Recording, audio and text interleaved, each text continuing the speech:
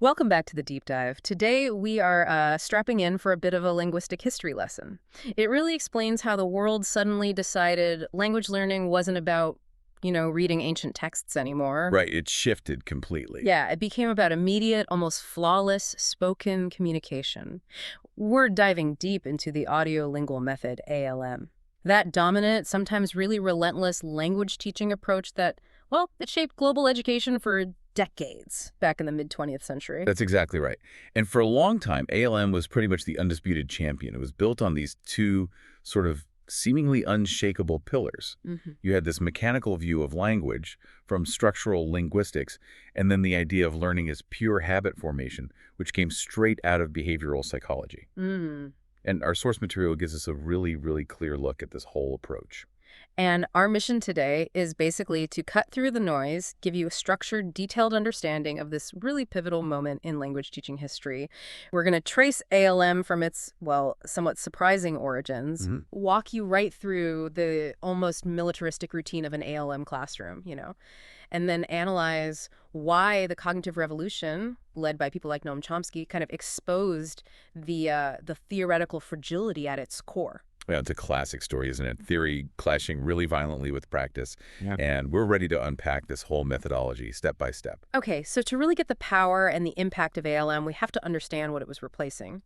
Before the 1950s, the standard was the grammar translation method GTM. So when did the world decide GTM just wasn't cutting it anymore?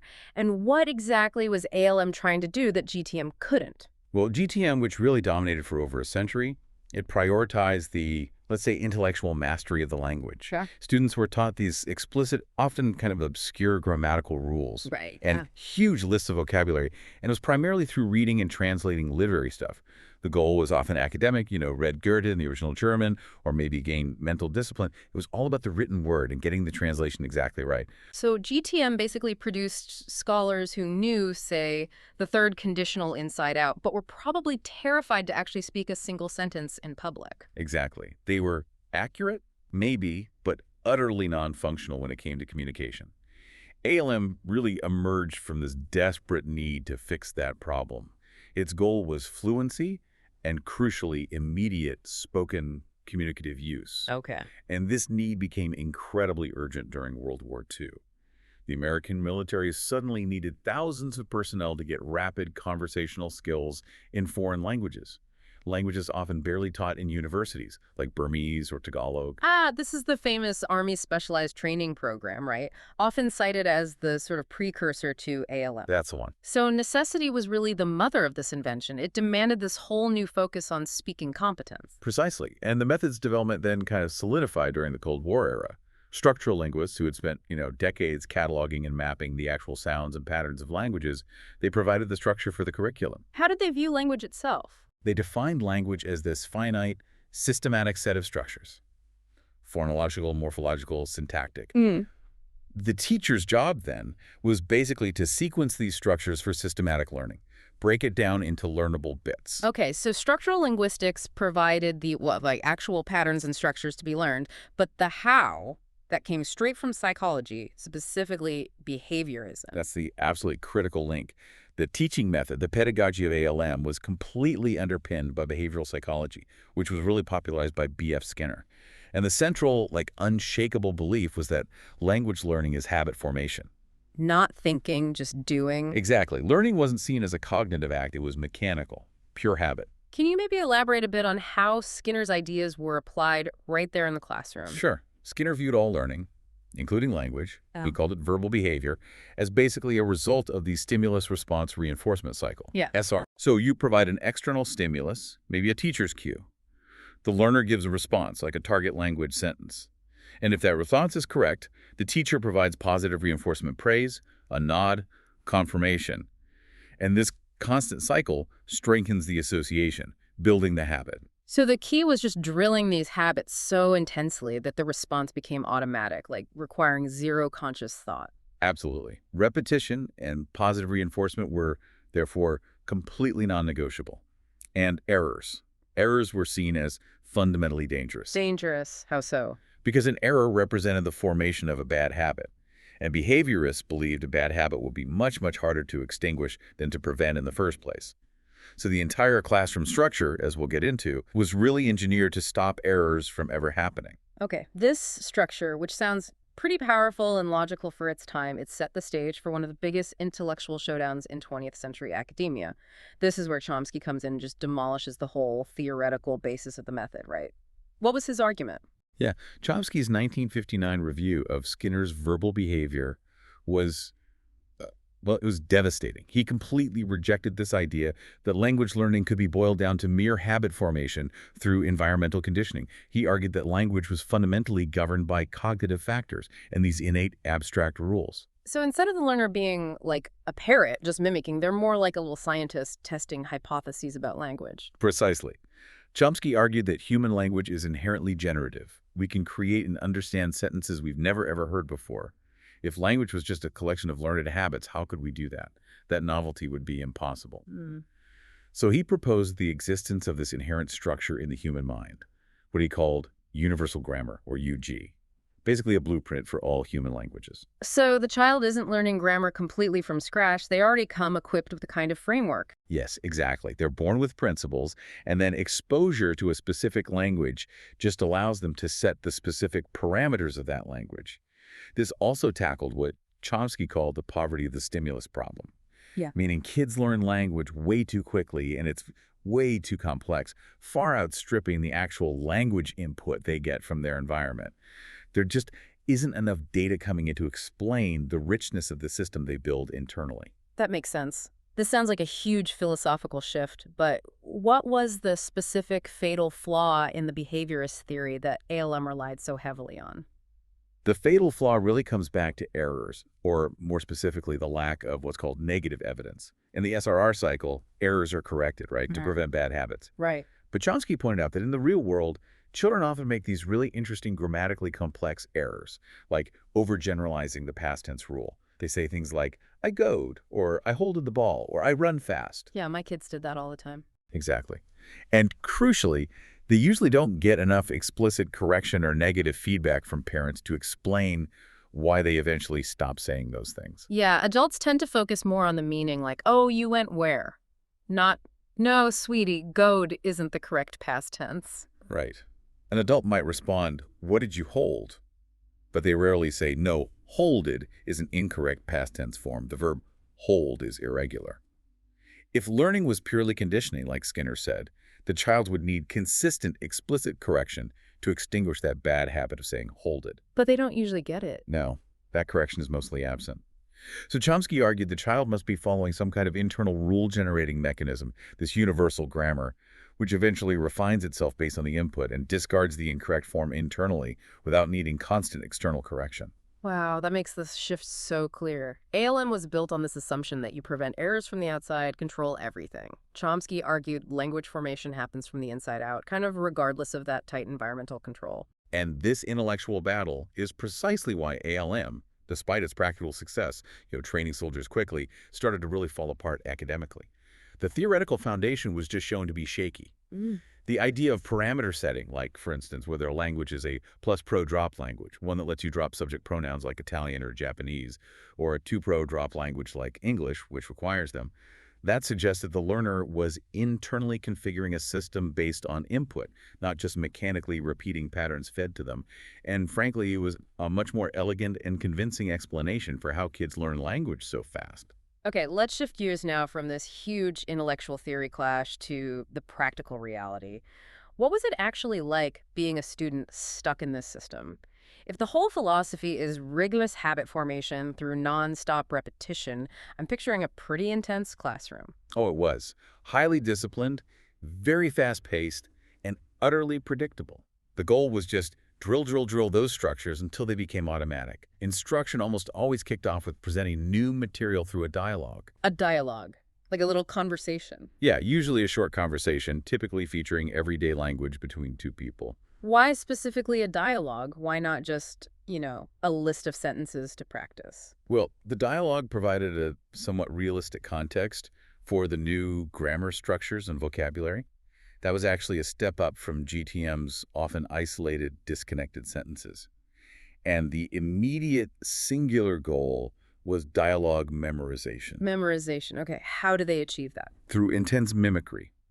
Students just repeating lines after the teacher or maybe a native speaker recording, sometimes even just a tape recorder. That initial mimicry part sounds incredibly mechanical. It was meant to be. The teacher would often take one role in the dialogue, the students would take the other, then they'd switch. Or sometimes the class was split in half, each half taking a role. And they just kept doing that. Yeah, this process would go on until the dialogue could be performed with near-perfect pronunciation and intonation. This basically established the initial flawless oral model. That model then served as the foundation for the next phase, which was much, much longer. Okay, so mimicry and memorization set up the model. Where did the bulk of class time actually go? I'm still picturing just relentless repetition. You're picturing it correctly. Right. Once that dialogue was more or less internalized, the overwhelming majority of classroom time, we're talking often 80% or even more, was dedicated purely to pattern drills. Ah, the infamous drills. Exactly. These drills were the absolute engine of habit formation in ALM. They were intense, mechanical, and they required constant automatic processing of the target language structures. No time to think, just react. This is the SRR cycle, stimulus response reinforcement, in its purest teaching form, isn't it? The teacher gives a very specific controlled stimulus. The student responds instantly, hopefully correctly, and the teacher gives reinforcement while actively trying to stamp out any errors. Absolutely. The whole classroom atmosphere was defined by this relentless need for pace and accuracy. The speed of the drills was considered crucial. Why the speed? Because the faster the response, the less time the student had for conscious thinking, for applying rules, or even worse, for translating back into their native language, which was a big no-no. The ideal response was one produced completely without conscious thought, a pure conditioned habit. Wow. I can imagine how stressful that must have been for students, especially given that zero-tolerance policy on making mistakes. Oh, it definitely created a very high-pressure environment. Since errors were seen as establishing these bad habits that would be hard to break later, the teacher had to be incredibly vigilant, correcting pronunciation mistakes, structural mistakes, instantly. So the teacher wasn't really a facilitator of communication? Not at all. More like a quality control inspector on an assembly line. That's a good analogy. Now, what's fascinating here is the role of written work. Our sources mention it was pretty minimal, very secondary, clearly prioritizing that oral approach. Yeah, written work was strictly controlled, and it always came later in the learning sequence, usually just reinforcing structures that had already been mastered orally. It was never, ever a space for creativity or free expression. So what did it look like, just copying things down? That was one thing. Students might simply copy the dialogue into their notebooks, just for visual reinforcement, pure rote work. Okay. Were there slightly more complex writing tasks than just copying? Yeah, a classic ALM written exercise was designed purely to test memory and structure recall. The teacher might erase, say, 15 words, usually function words or maybe inflection endings, from the dialogue they had memorized. Ah, like a fill in the blanks. Exactly. The students would then have to rewrite the complete text, supplying all the missing words without looking back at the full script. It was basically a reconstruction exercise, testing accurate recall of the pattern they were taught. So even the writing is just reinforcing automaticity and recall. Precisely. Another common type was the word sequence exercise. Students would get these jumbled sequences of words, maybe like I go, supermarket, or he need butter. Right. And they'd be told to write complete grammatically correct sentences, but patterned exactly after the oral drills they had just spent maybe an hour performing.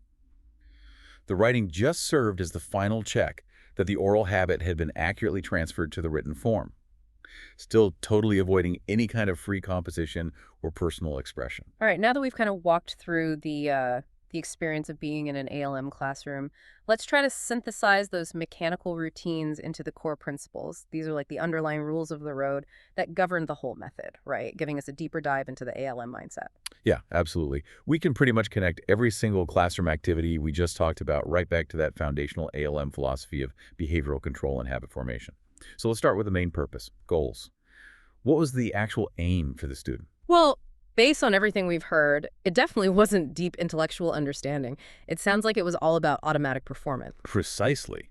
The goal was for students to achieve automatic and correct use of the target language structures.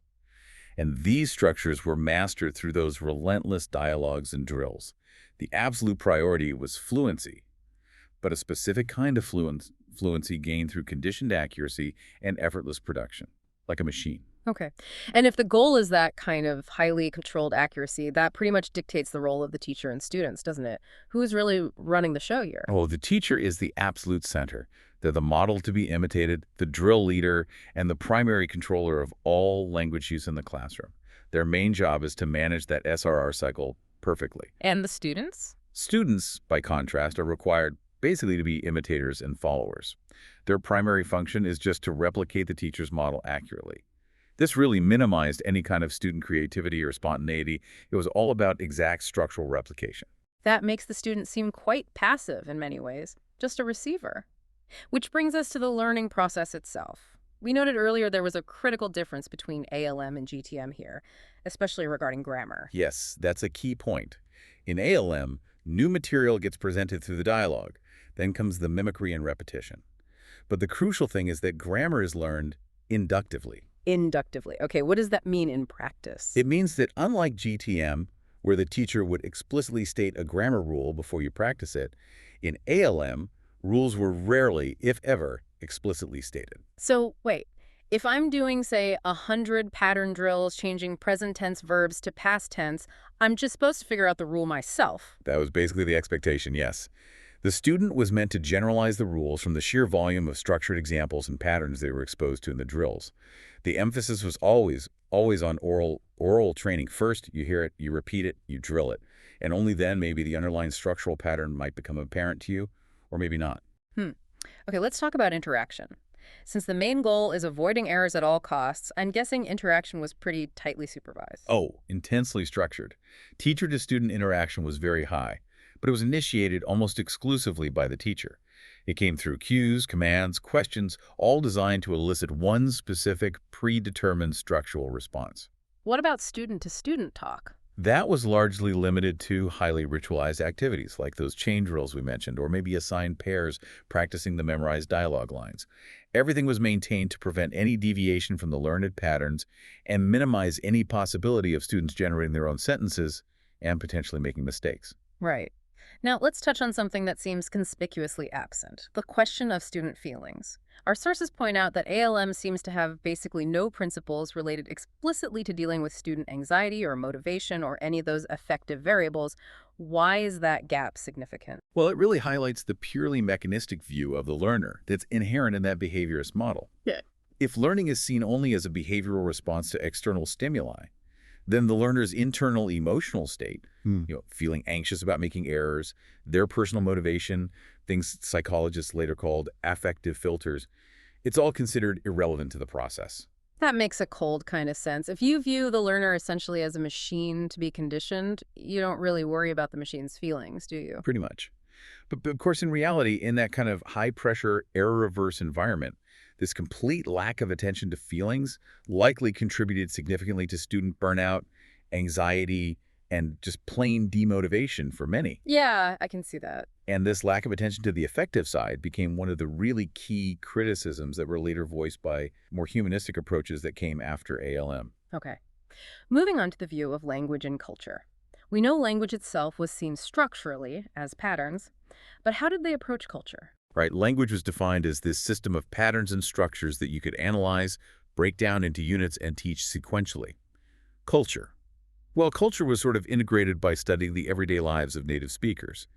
This was often contained within the dialogues themselves, focusing on practical things like eating habits, shopping, common social interactions, much less about high art or literature or politics compared to GTM. Got it. And in terms of areas and skills emphasized, we've established listening and speaking were absolutely primary. How did they treat the other skills like reading and writing and vocabulary? Listening and speaking formed the absolute core, the oral approach. Vocabulary was kept quite minimal and very functional, strictly controlled to avoid unnecessary complexity that might lead to errors. The real core focus was squarely on grammar and pronunciation. Pronunciation got serious attention then. Oh yes, rigorous attention, specifically through techniques like using minimal pairs. These were designed to force students to accurately distinguish between and then produce those subtle sound differences in the new language, the phones. The next principle is a really defining one. The role of the native language, L1. It was basically banned, right? Strictly avoided, yes. The strong belief was that the student's native language was the primary source of interference and errors. Translating was thought to foster bad habits or reliance on the old L1 system. So how did they convey meaning without translation? Entirely through visual aids, pictures, objects, what teachers call realia, or through gestures, or just letting the context of the dialogue make the meaning clear. Never translation. The idea was to force students to think directly in the target language, the L2. Okay, and finally, let's wrap this section up with assessment and error.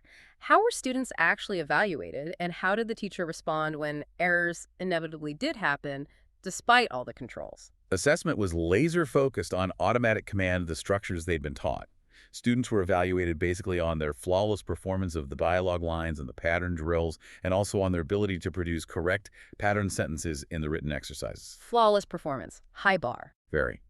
And regarding errors, the key principle was that errors were to be strictly avoided. Avoided, not just corrected after the fact. That seems like a crucial distinction. It is. The teacher's main role, in a way, was anticipating where students might struggle, and then restricting the language input, the tasks, everything, to prevent mistakes from occurring in the first place. If an error did somehow slip through, it was corrected immediately, on the spot, stopping the student right there from potentially reinforcing that bad habit. It aligns perfectly with the behaviorist model. Prevent or extinguish incorrect responses instantly. Okay, this really completes the picture. ALM emerges as this system just completely engineered for structural perfection through tightly controlled conditioning. Right. And given that those pattern drills really form the absolute operational core of the whole ALM classroom experience, we probably need to dig into the mechanics of the most important types of drills. They're all variations on a theme, really, but they do increase a bit in complexity and require slightly different kinds of structural manipulation from the student. We've already covered dialogue memorization and mimicry as the way they introduce new language. So let's focus now on the practice phase, the drills themselves, starting with maybe the simplest mechanism for just generating repetition. Okay, that would definitely be the repetition drill. This is the most fundamental building block. The student simply repeats the teacher's utterance, or maybe a model on tape, exactly as they hear it. No changes at all. None. If the teacher says he lives near the school, the entire class, or maybe an individual student called on, just repeats, he lives near the school. The goal here is just building that basic habit strength and maybe some confidence with the pronunciation.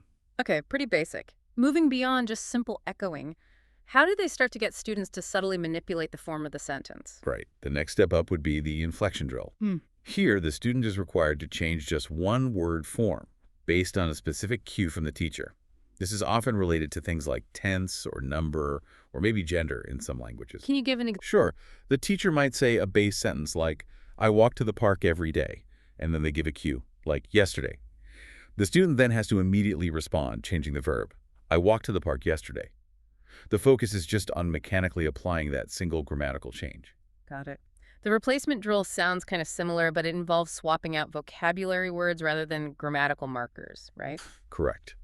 In a replacement drill, the student substitutes one word for another, often a noun or maybe a verb, based on the teacher's cue.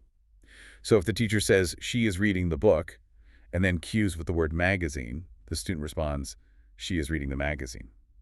The basic sentence structure stays exactly the same, only one vocabulary item is swapped out. Okay. Then we get to the transformation drill, which sounds like it requires the student to fundamentally change the whole sentence type. Yeah, this one demands a more complex mechanical change across the entire structure. The teacher might give a statement, like they are going to the bank. The cue might be to change this statement into a question. So the student has to. The student has to transform it. Are they going to the bank? Other common transformations might be changing an active voice sentence to passive voice, or turning a positive statement into a negative one. It requires manipulating the whole sentence pattern. These drills all seem very focused on just manipulating structures in isolation. What about trying to incorporate these structures into something that at least resembles a conversation? Well, that's where the question and answer drill came in. These were used to practice the new structures, but in a controlled sort of conversational context, usually initiated by the teacher. How did that work? The teacher might ask a question using the target structure, like, did you eat breakfast this morning? The students then have to answer using a complete sentence, and crucially, using the correct past tense form they've been drilling. Yes, I ate breakfast this morning, or no, I didn't eat breakfast this morning. It integrates the structure immediately into a very predictable interaction unit. Okay, now let's talk about the substitution drills. Our sources really highlight these as maybe the most crucial, and they seem to demand a bit more focused attention from the learner. Yes, substitution drills are absolutely vital in the ALM sequence because they force the student to hold on to the basic structural pattern while correctly inserting a new piece of information provided by the cue. The simplest version is the single slot substitution drill. Single slot. Yeah. The teacher gives a base sentence and then cues various words that all fit into one specific position or slot in that sentence. Can you walk us through an example of that mechanism? Sure. Let's say the base sentence is, I bought a new shirt yesterday. The teacher might cue with tie. Student responds, I bought a new tie yesterday. Then the cue might be hat. Responds, I bought a new hat yesterday. The new word always goes into that same direct object slot. The sentence structure and the position remain constant. Okay, that seems manageable. But then there's the significantly more challenging multiple slot substitution drill. Right, this is pretty much the peak of complexity within the drill types. Here, the student doesn't just have to recognize the cue word, they also have to identify its part of speech and then figure out where it belongs in the base sentence. And sometimes, placing it correctly requires them to adjust other words in the sentence too. Ah, so that requires more than just pure mechanical habit. It actually requires a bit of a decision from the student. A very controlled decision, yes, but a decision nonetheless. So if the base sentence is, say, my friend and I are going to the post office, and the teacher cues with the word she. Okay. The student has to recognize she replaces my friend and I, and also change the verb form accordingly. She's going to the post office. Or, if the cue for the original sentence was to the park, the student has to recognize that this phrase replaces the existing location phrase. My friend and I are going to the park. It requires the learner to juggle two or more variables at the same time, which makes it the most sophisticated form of this habit-based practice. That sounds tough under pressure. We also mentioned earlier there were techniques specifically for interaction and for pronunciation practice. Right. For controlled interaction, you had the chain drill. This is where, say, student A asks a preset question to student B using the target structure. Student B answers, and then turns and asks the same question pattern to student C, and so on, down the row or around the circle. So it keeps the structure rigid, but allows for some student-to-student practice. Exactly. And for pronunciation, as we mentioned, the use of minimal pairs was really essential. Teachers would present pairs of words that differ by only a single sound, a single phoneme, like the vowel sound difference between ship and sheep, or maybe the final consonants in pen and pen. Why those specifically? To force learners to really focus on distinguishing between these often tricky sounds, both in listening and in their own production.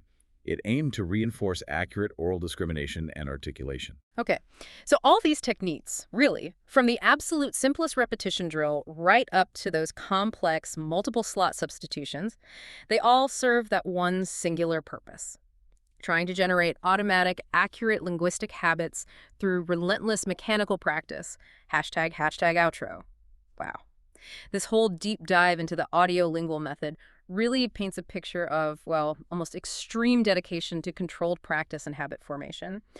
So to kind of synthesize what we've learned today, ALM basically defined language learning as habit formation. It enforced strict L1 avoidance, used inductive grammar learning, meaning no explicit rules, and it built its entire teaching methodology on these highly controlled pattern drills, repetition, substitution, transformation. Yeah, the emphasis on accuracy and mastering the linguistic structures was just immense.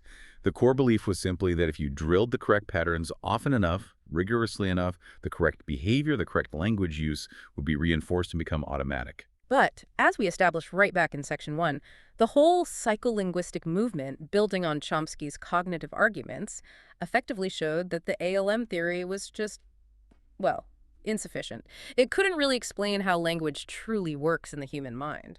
Exactly. And here's where it gets really interesting for the history of language teaching. That intellectual challenge, that theoretical takedown, it fundamentally altered the entire field. It led directly to the eventual shift away from ALM as the dominant method. Because people realized. Well, it became recognized that language isn't just a set of habits. It's constructed internally, using abstract rules and general learning mechanisms.